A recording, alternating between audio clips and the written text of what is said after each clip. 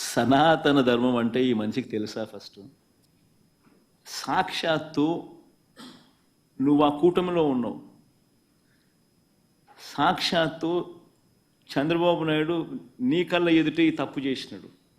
తప్పు అని నీకే కాదు, సామాన్యునికి 6 ఏళ్ల పిల్లోనికి కూడా కనిపిస్తూ ఉంది.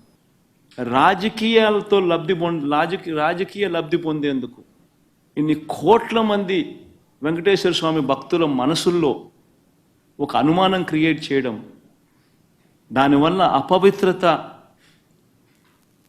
తిరుమల తిరుపతి దేవస్థానానికి, తిరుమల తిరుపతి లడ్డు విశిష్టతకు తగ్గిస్తూ జరిగినప్పుడు అందులో నువ్వు కూడా భాగమై,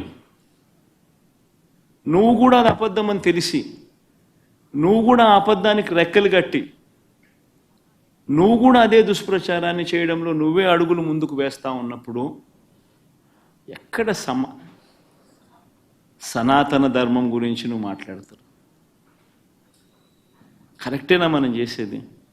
ఆ తప్పును మనం ఎత్తి చూపలేకపోతే, ఆ తప్పును గుడ్డిగా సమర్థించడం మొదలు పెడితే, అందులో దేవుని విషయంలో సనాతన ధర్మం అని చెప్పి మనం చెప్పుకోవడం ఎంత మటుకు ధర్మం? సనాతన ధర్మం అంటే అసలు వాస్తవం చెప్పాలంటే దీనికి సిట్టు అవసరం లేదు, బిట్టు అవసరం లేదు, ఇంకోటి అవసరం లేదు. కంటి క్లియర్ కట్గా కనపడతా ఉంది అసలు ఏమీ జరగలేదని.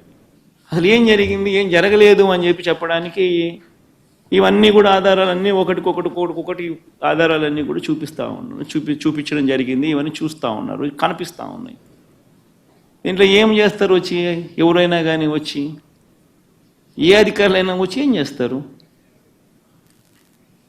అంటిల్ అండ్ అన్లెస్ రాజకీయ స్వార్థం కోసం ఇలా వీళ్ళు కూడా ఒక తప్పుడు రిపోర్టు తయారు చేసి, ఒక తప్పుడు ప్రచారం చేసి, దానివల్ల ఏమవుతుంది? వెంకటేశ్వర స్వామి కోపం వీళ్ళ మీద కూడా వస్తుంది. ఎవరైతే